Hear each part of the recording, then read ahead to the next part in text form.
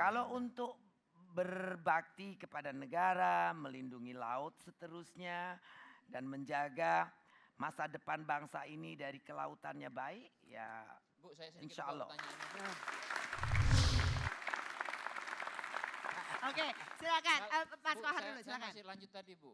Tadi Ibu sudah menjelaskan dengan sangat gamblang.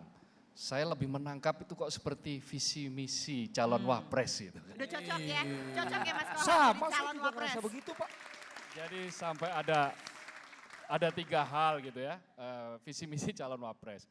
Apalagi beberapa saat yang lalu berdasarkan survei yang dilakukan oleh YouGov, Ibu termasuk perempuan yang paling disukai di Indonesia. Mengalahkan Agnes Mo, mengalahkan Anggun. Seperti ini kan ekspektasi Bu ya. Ekspektasi termasuk tadi Bang Hotman yang mendesak Ibu untuk memilih antara Pak Jokowi atau Pak Prabowo. Rupanya Bang Hotman belum berpikir tentang poros ketiga.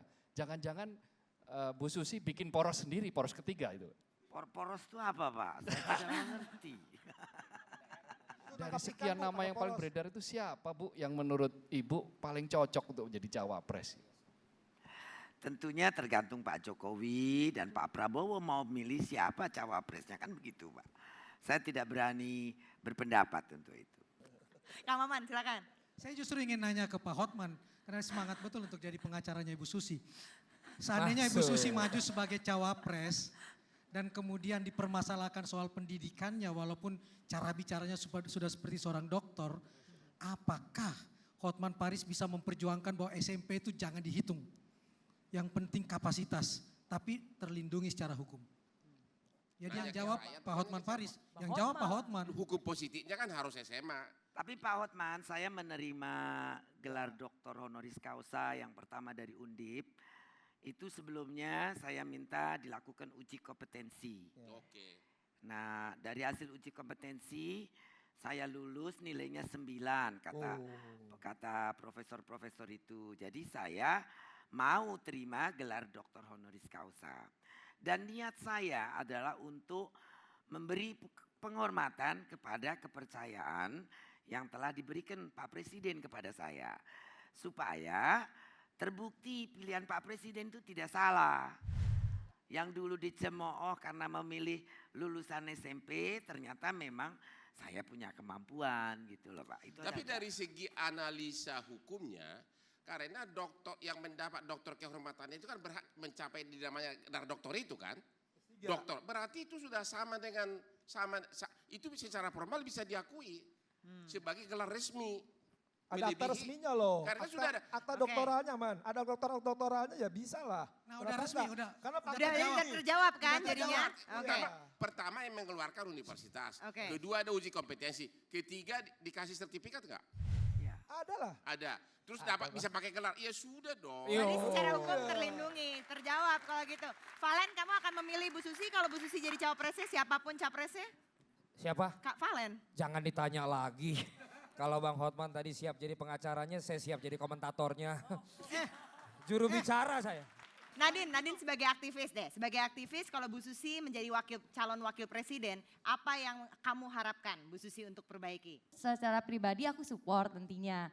Dan aku berharap lagi juga untuk kedepannya nanti akan lebih besar lagi dan masyarakat pun bukan hanya menunggu gerakan dari Bu Susi, tapi juga masyarakat juga akan berperilaku sebagai pengawas-pengawas itu. Karena pasti Bu Susi butuh polisi laut dari yang umur paling kecil sampai ukuran paling umur paling besar gitu. Jadi ya kita di belakang akan support. Akan support. Ini Mas Martin tadi Nah, pesimis nih. Tapi menurut dukung Bu Susi menurut enggak nih? Mas Dukung Bu Martin Susi sendiri enggak gimana nih? ini banyak Mas yang Martin? positif nih. Cocok atau tidak dengan berbagai kebijakannya tadi kalau kata Mas Martin salah satunya justru nggak produktif begitu.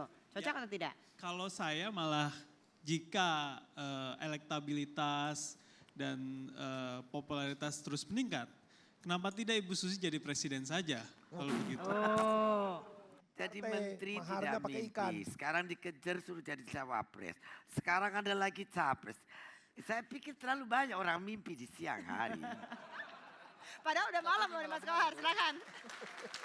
Jadi Bu, meskipun banyak orang memimpikan tadi ekspektasi, orang mimpi di siang bolong dan seterusnya, Tetapi faktanya mulai banyak yang menyerang Ibu kan? Nah, Banyak sekali, Pak. mulai banyak yang kemudian ya membuat tulisan ini itu yang Ibu disebut-sebut mendanai bus untuk sebuah aksi unjuk rasa lah dan seterusnya. Nah, respons Ibu seperti apa menghadapi situasi seperti ini? Ibu tenggelamkan kapal berani, tapi menghadapi goncangan politik seperti ini meskipun Ibu belum dari tadi belum secara telak mendeklar saya siap misalnya. Ya, kadang-kadang setiap kali muncul rilis polling atau survei, selalu saya pikir ini kerjaan lagi, saya pasti dikerjain lagi sebentar lagi. Setiap kali habis ada polling bagus, pasti ada serangan datang.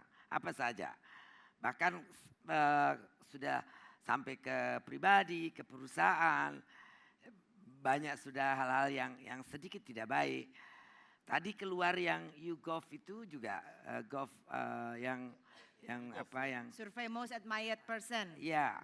Itu saya bilang, wah celaka lagi saya ini, apalagi nanti dilempar ke saya. Jadi kadang-kadang saya sudah 2 tahun sebetulnya menolak juga wawancara head to head satu-satu di TV. Karena Maunya rame-rame ya Bu langsung ya. 2 tahun ini betul hampir 2 tahun tidak ada wawancara satu-satu saya di TV Pak, saya menghindar. Maksud saya supaya turun gitu Pak ke bawah ratingnya. Supaya Turun lebih enak elektabilitasnya gitu. saya kerja dan jalan gitu. Tapi juga tidak mudah, tetap saja orang cari, orang kejar-kejar. Jadi Baik, oke. Kita juga sudah melakukan survei. Ini nanti polling tertutup kepada penonton yang hadir di sini, yang hasilnya akan kami umumkan di akhir acara. Pertanyaannya, apakah Susi Pujiastuti pantas menjadi calon wakil presiden bertarung di pemilu 2019?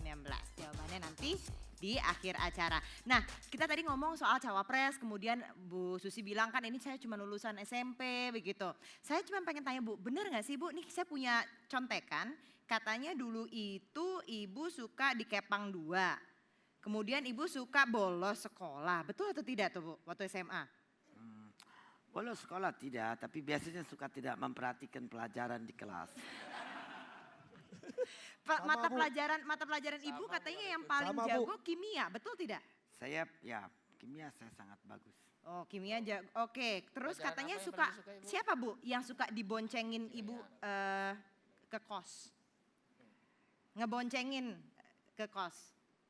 Ada banyak kawan-kawan, tapi yang paling dekat itu dulu rektor UGM, Bu Rita, Dwi Korita.